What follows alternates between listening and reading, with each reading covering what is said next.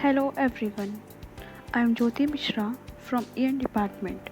In this video, we will try to understand introduction of a smart grid.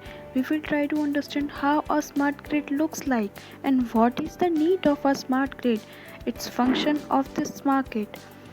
Let's start with the smart grid. So when you talk about a conventional grid, first before moving to the smart grid, we have nuclear and the natural and the hydro plus coal things generating electricity which is being provided to the consumer. The consumers can be industrial, residential or commercial consumers.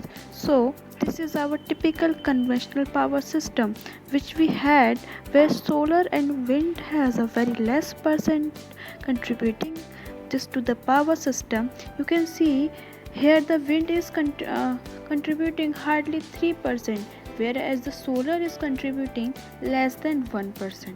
So the renewable energy sources are very less, whereas non-renewable energy sources are utilized more. So this all are being managed at a place, at a grid. There were people sitting and monitoring the flow of the energy and needed continuous monitoring through 24 into 7 365 days. So you can see, whereas we talk about the smart grid, this is a small picture of smart grid which looks like, see, you can see it. Apart from conventional sources, we have windmill as well as solar energy series. You can see here at home there is a solar rooftop which itself is providing supply inside the house, that is light which is being given into the highest allowed found or the washing machine or the television or let the cooling unit or the socket. They are being energized through the solar panel or through the electric vehicle.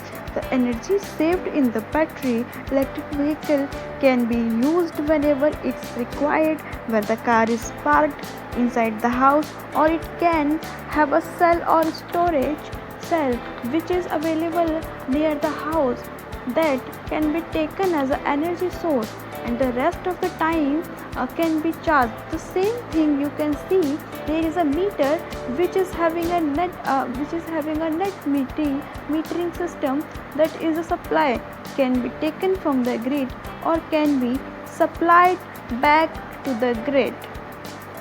So here is the concept of smart grid. Communication is very important, so that's why how I dissipated this particular slider. You can see here is the communication in both ways.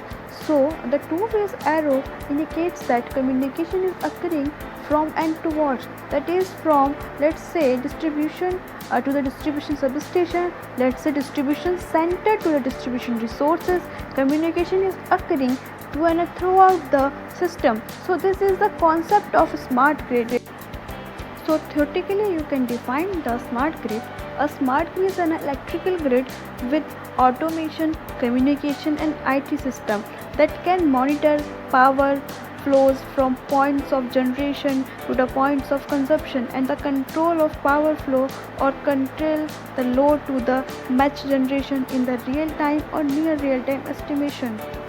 Then why we need a smart grid is very simple. If you see the difference between current system and the smart grid, we will understand why we need a smart grid. Conventional grid has electromechanical arrangements which are highly inefficient, fast tripping and frequent power failure.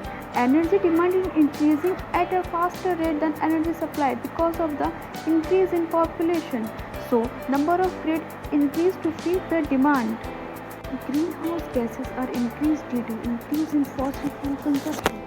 So here you can see energy production of India and the energy production by China.